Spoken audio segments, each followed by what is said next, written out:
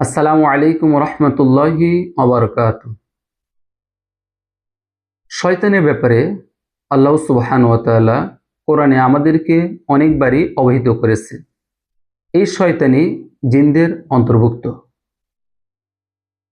সে একটা সময় আল্লাহ সুবহানাহু ওয়া তাআলার ইবাদত করত এবং আসমানে ফেরেশতাদের মাঝে বসবাস করত। আল্লাহ সুবহানাহু ওয়া তাআলা তাকে জান্নাতে প্রবেশ করিয়েছিলেন, কিন্তু গর্ব, অহংকার ও হিংসার বশবর্তী হয়ে সে আদম আলাইহিস সালামকে সিজদা করতে অস্বীকৃতি জানায়। ফলে আল্লাহ সুবহানাহু ওয়া তাআলা তাকে তার রহমত থেকে বিতাড়িত করেন।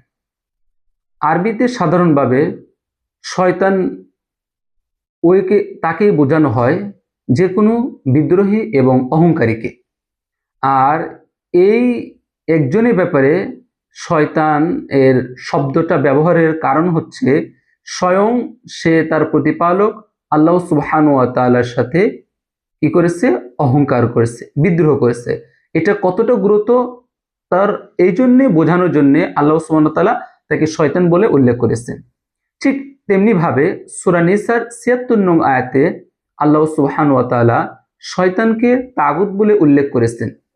আল্লাহ সুবহানাহু ওয়া তাআলা বলেন, আল্লাযীনা আমানু ইউকাতিলুনা ফি সাবিলিল্লাহ ওয়াল্লাযীনা কাফারু ইউকাতিলুনা ফি সাবিলিত তাগুত ফাকাতিলু আউলিয়া শাইতান ইন্না কাইদাশ শাইতানি কানা দাঈফা।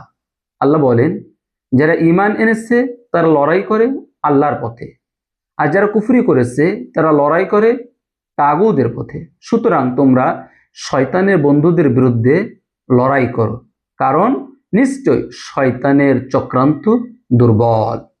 পূর্বেকার অনেক আলেম বলেছেন, শয়তান আল্লাহর অবাধ্য হওয়ার পূর্বে তার নাম ছিল আজাজিল।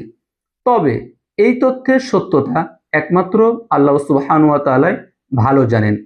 কোরআন হাদিস থেকে জানা যায় যে শয়তান আল্লাহর একটা সৃষ্টি, তার বুঝ জ্ঞান ও চলন শক্তি আছে।